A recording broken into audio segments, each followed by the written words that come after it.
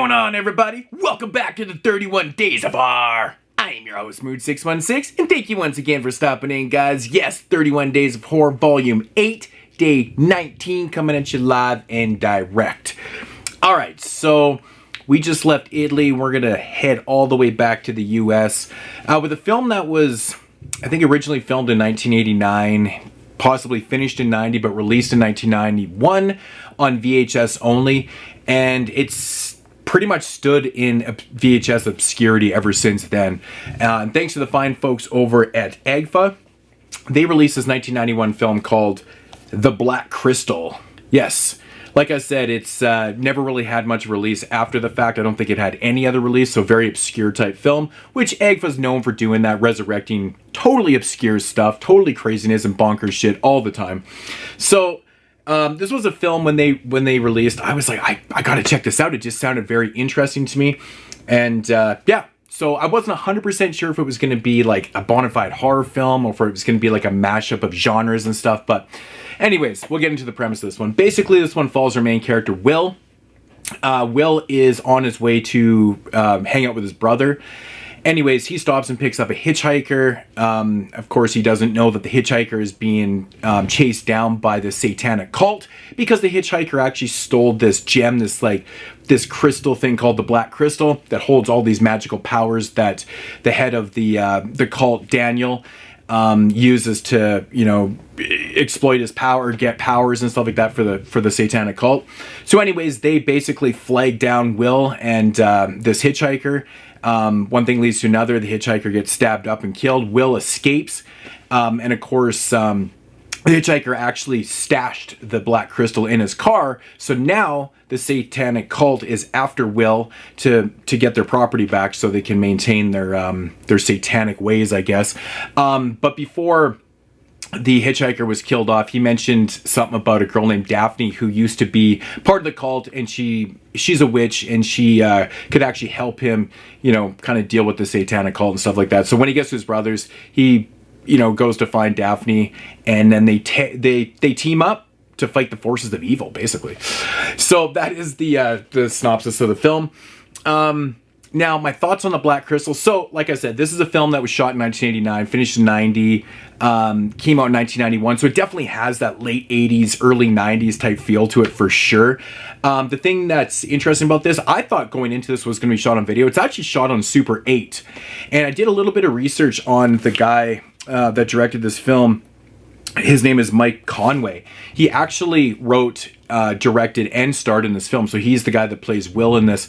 Yeah, he was a graduate of like Las Vegas Film School and stuff like that. But this is a regional horror film. So he was born and raised in Arizona and shot this in Arizona. So it has that awesome like regional feel to it, and it's really, really well done. I mean, a lot of people look at shot on video films, they just think, you know, they look ugly, they just kind of throw them away, they don't think that they're any good and stuff like that. Same with Super 8. I feel like Super 8 films get lumped into the whole shot on video type thing also, but this is made by a very competent director and slash editor, because watching this movie, you could tell that he definitely knew what he wanted to do, and he did it well. Like, I mean, you know, just from the action sequences, the way they're shot really well. It's edited well. The transitions in the film are very, they're very well done also.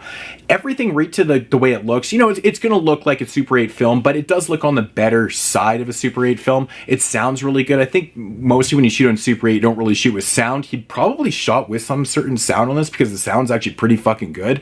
It doesn't seem like they did ADR after. I'm not 100% sure on that, but it does sound and look pretty good. But to my amazement, man, like, you know, it's a film that runs only about 70 minutes. And a lot of these low budget films that deal with these type of subject matter, especially shot on video films and stuff, have so much filler in them. You know, they have so much to just make up a runtime.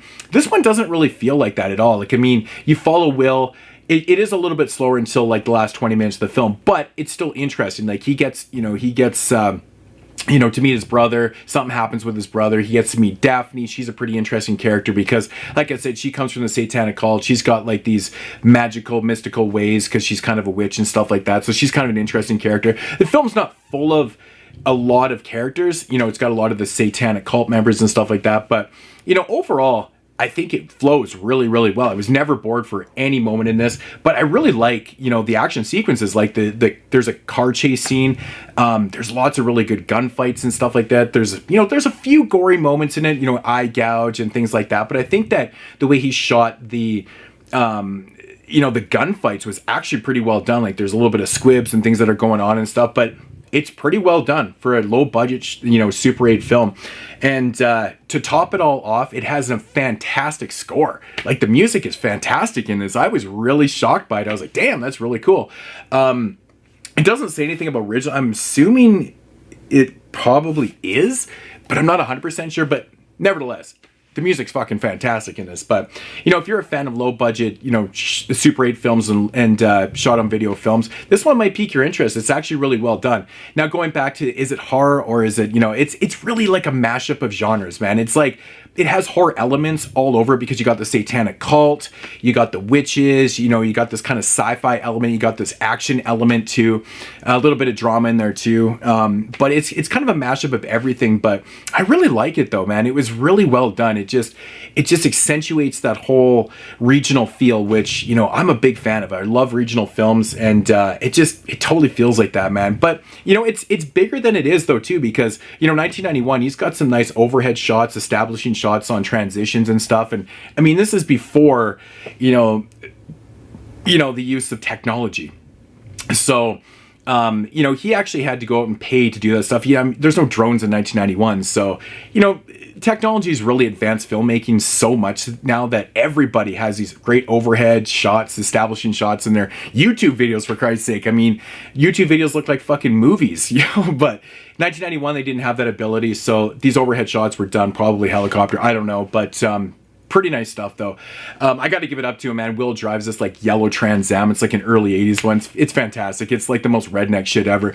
And speaking of the satanic cult, it's like there's actually a bunch of dialogue in this film where he's like talking to this one satanic cult member. He's like, you don't really look like a satanic cult member. And he's like, well, what do they really look like?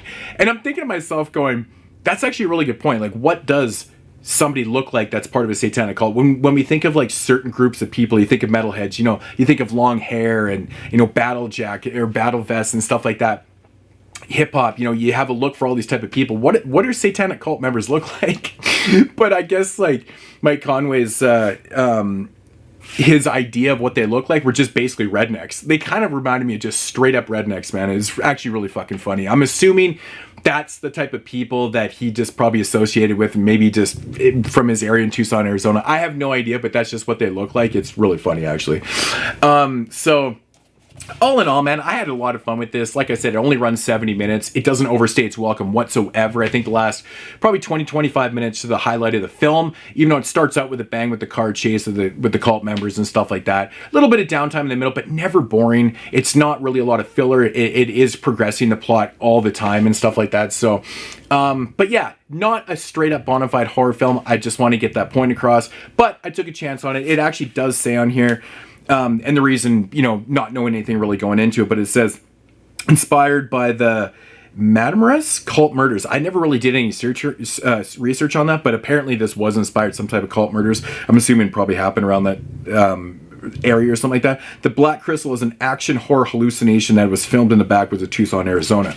So, I mean, took a chance. I mean, not straight horror, but definitely worth your time if you're into these kind of genre mashups and stuff. I had a good time with this. I'm going to give this one probably like a 6.5 out of 10. It's pretty solid. The score alone is just worth your time. It's pretty fucking awesome. But, you know, as for the acting in the film, I got to give it up to Mike Conway, man, who plays the lead character, Will, in the film. You know, for having so much on his plate, he does a pretty good job. Honestly, the acting isn't bad throughout the film. Man, I was laughing, though. The cult leader played, I don't know what the actor's name is, but his name is Daniel in the film. He just reminded me of somebody that probably worked in radio or should be working as a game show host. Like, there's something the way his voice was and the way he delivered it. It was absolutely killing me. I'm like, this guy is perfectly cast as a cult member, because he just, as soon as he talks, you're like, oh yeah, you just kind of listen. It's actually kind of funny. But yeah, the Black Crystal. Yes, from 1991. All right, guys, that's going to do it here for day 19. I'll be back tomorrow with day 20. And yeah, I'm not really too sure where we're going with that one, but check you guys then. And as usual,